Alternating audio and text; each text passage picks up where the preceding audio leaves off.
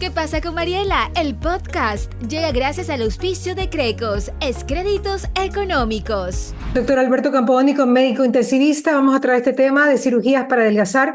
¿Cuál es la menos riesgosa? Por el caso de la doctora que falleció hace poco y que sabemos del tema, que es de hecho hasta judicial.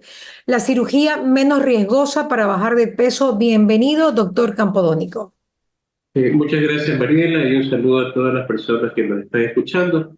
Bueno, comenzaremos con las cirugías más conocidas a nivel de las personas, que es la liposucción y la abdominoplastia.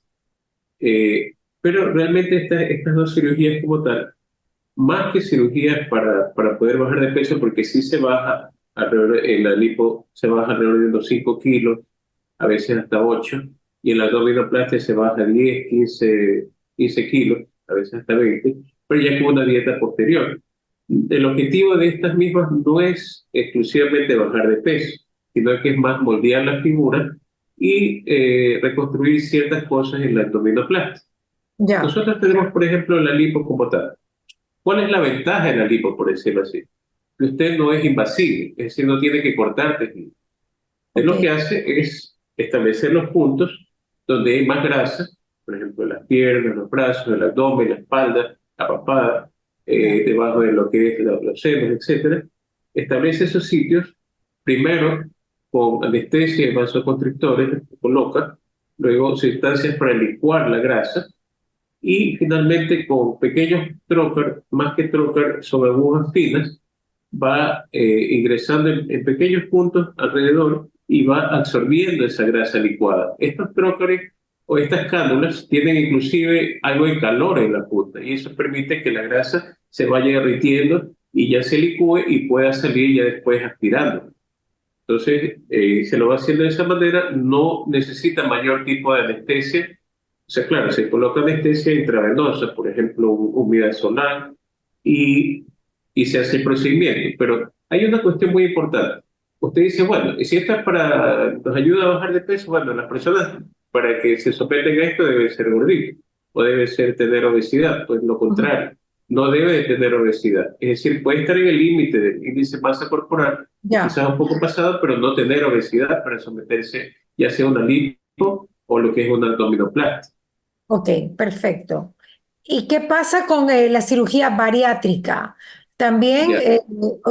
es un método súper eficaz para bajar de peso si hablamos de ello, ¿no? Sí, pero es que ese ya es un método para bajar de peso.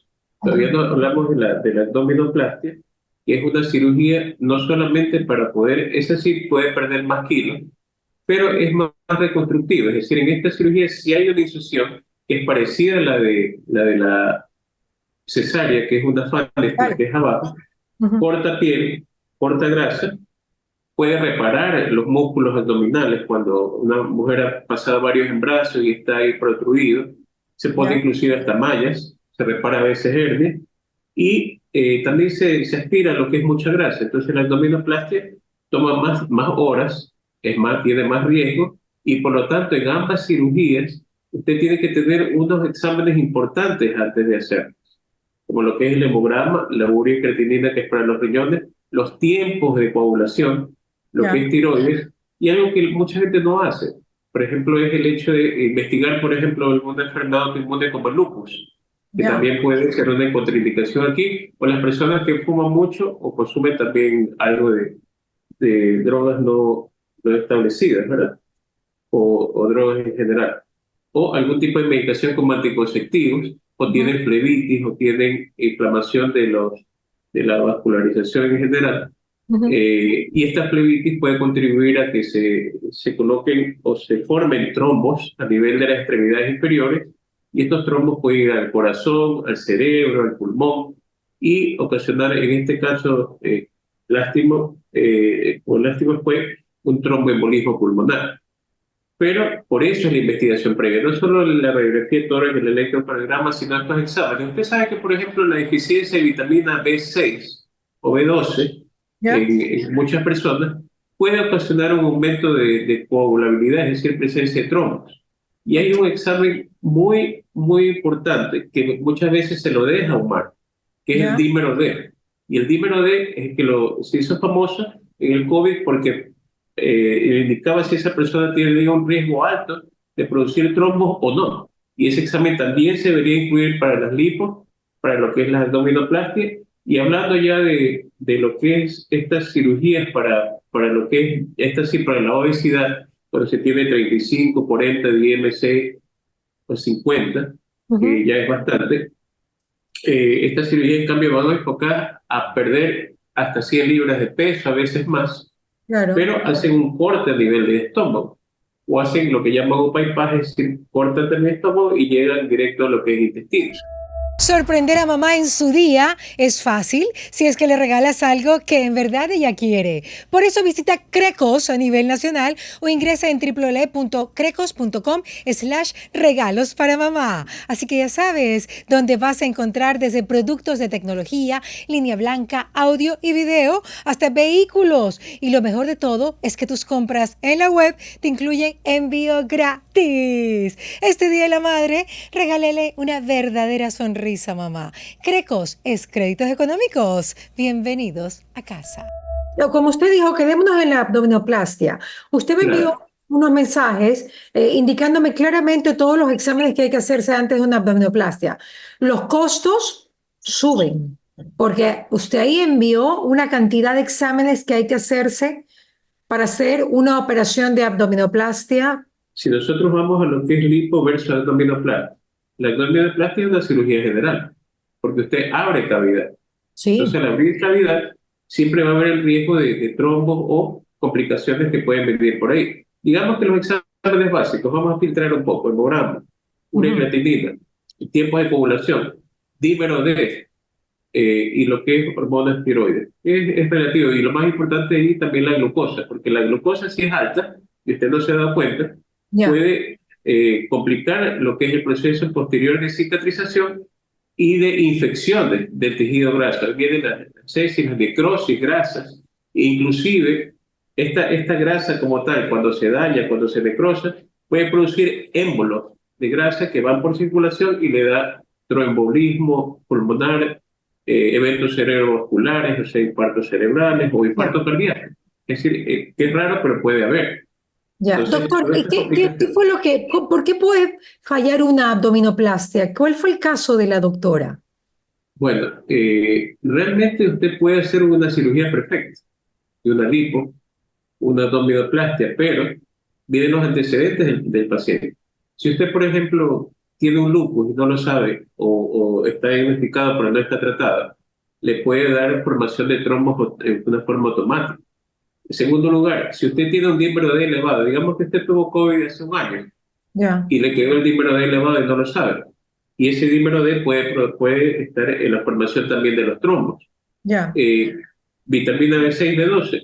El hecho también de tener ya una patología en la cual usted se le bajan las plaquetas, por ejemplo, o tiene los tiempos de coagulación prolongada, también le puede dar esta formación de los trombos. El hecho también de que de estar mucho tiempo acostado en una cama, ya sea previo o posterior, y usted tiene problemas de previos de trombosis venosa o ha tomado anticoagulantes o ha tomado lo que es anticonceptivos, eso también hace predisposición a los trombos. Y usted, por ejemplo, es un fumador crónico y no paró de fumar, sabiendo que tenía una abdominoplastia 15 días o 20 días antes, entonces ese es un factor predisponente también para formar los trombos. Entonces, puede ser la mejor cirugía, pero sí, no, son cosas que son aleatorias, que pueden pasar, pero ¿qué es lo importante aquí?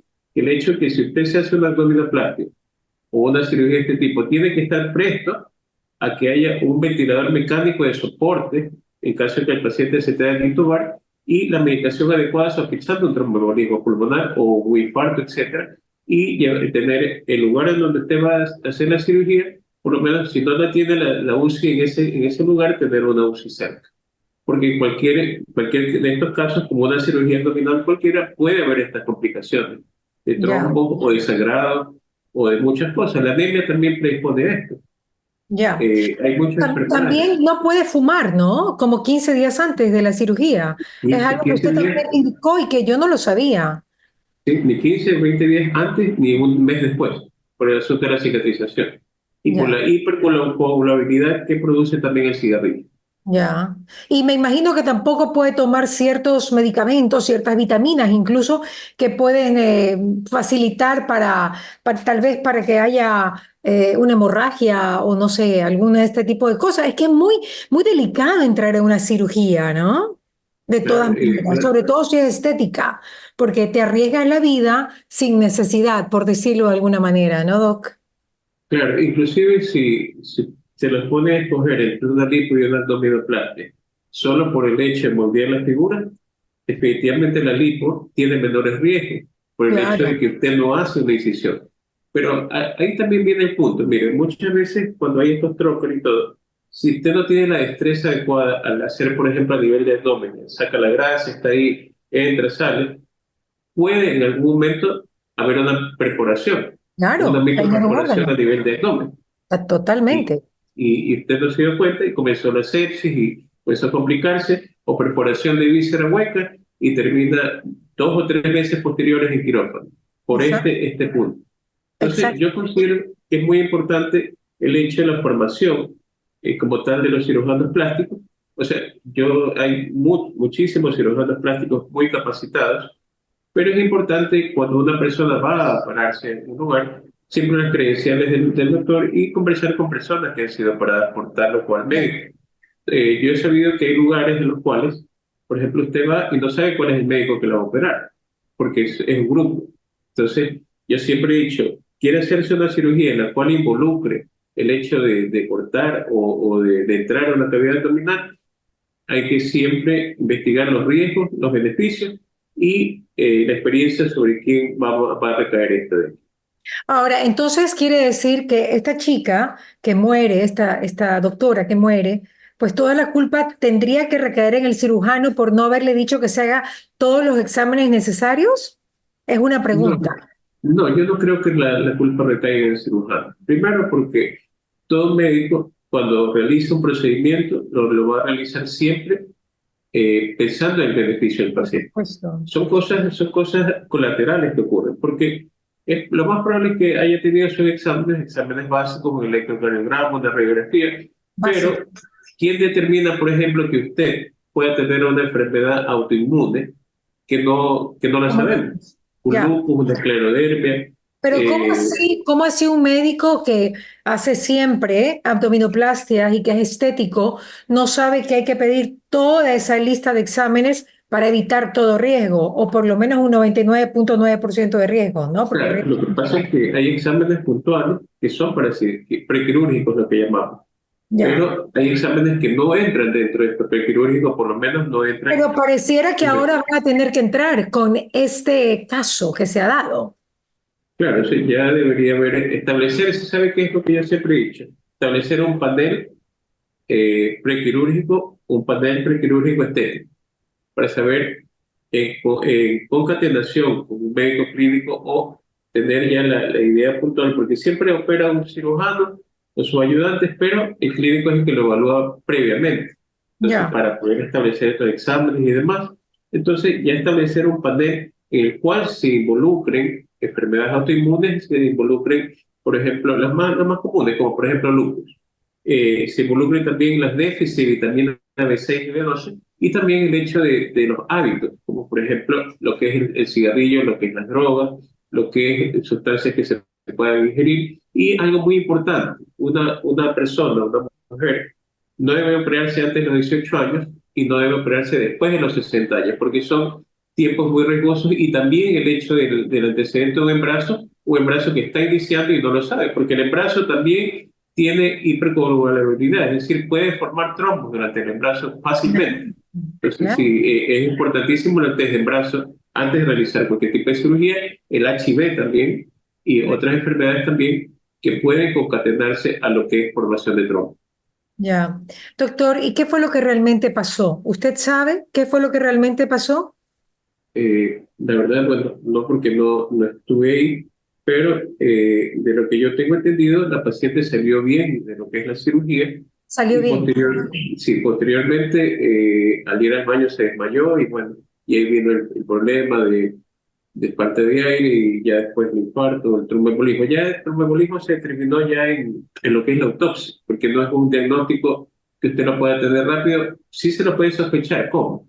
Porque usted comienza a tener insuficiencia respiratoria rápida. Es decir, en un minuto usted cae la saturación de 95 a 60 o menos. Entonces, en ese paciente hay un trombo, uno dice inmediatamente. ¿Y qué paciente es común esto? Cuando el paciente ha salido de cualquier tipo de cirugía, sale muy bien, 3, 4 días pasa encamado, al quinto se levantó y se desmayó y se murió. Eso es un tromboembolismo.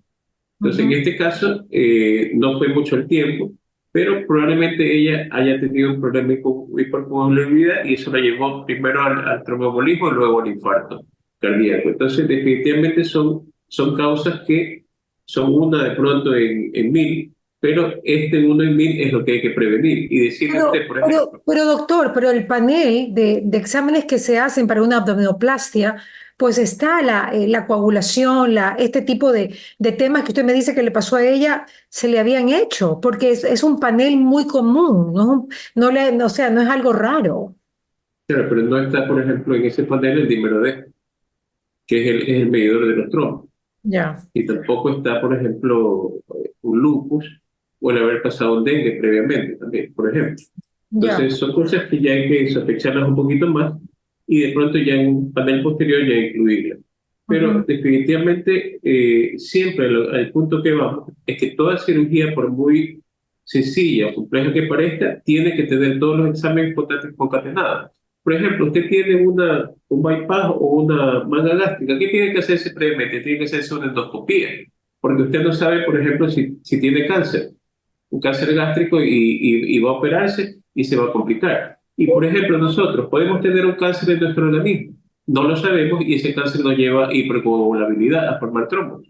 Entonces, son cosas que no están a la vista y probablemente eso lo lleva a complicarse un paciente y no lo sabemos, sino ya después al realizar autopsia o ya al verlo investigado un poco más. ¿Y cómo se puede investigar, por ejemplo, un cáncer? Marcadores tumorales o haciendo una tomografía, tórax, Claro. abdomen, pero los costos suben en estas cosas. Pero, por ejemplo, en una bariátrica sí es importante la endoscopía, sí es importante los exámenes previos. ¿Por qué? Porque te va, así sea endoscópica, va a tener varios agujeros de ingreso para poder sacar el estómago. Hay que colocarlo en su sitio para que no rote después. Y Ya, aparte de eso, el hecho de que es una cirugía con anestesia general y la ya. persona, si por ejemplo es alérgica a algo en particular o se puede complicar durante la intubación o le da un paro. Entonces siempre va a tener los riesgos, ya sea por ser hipertenso, por ser diabético, por haber tenido antecedentes de, por ejemplo, algún problema de stroke, algún problema de cerebro o cardíaco, va a tener riesgos. Entonces, ¿qué es lo que hoy en día se está iniciando dentro de lo que es la cirugía bariátrica, o no cirugía bariátrica, sino procedimiento de manga endoscópica, en el cual se ingresa con el endoscopio, se ponen grapas internas, prácticamente se disminuye el tamaño de lo que es el estómago y es una manga gástrica sin cirugía, sin mayores complicaciones y el efecto sigue siendo el mismo, sin haber entrado y sin haberse intubado ni entrado quirófano y realizado Doctor, lo que pero es la yo creo invasiva. que la mayoría de las operaciones se hacen ahora, o sea, no, dígame usted, la mayoría de las operaciones se hacen sin tanto examen. Dígame usted, no les piden dímero D, no les piden enfermedad autoinmune, no les piden si ha tenido dengue o no, no les piden si tiene VIH, no, o sí, bueno, VIH creería que sí. Sí, Eh, VIH sí, bueno, pero VIH sí. este tipo de cosas que vienen ahora a conversación, pues es algo que no se ha venido pidiendo y que pareciera que ahora van a tener que implementarlo. Claro, y aparte de eso, o sea, el mensaje es para las personas que quieren operarse.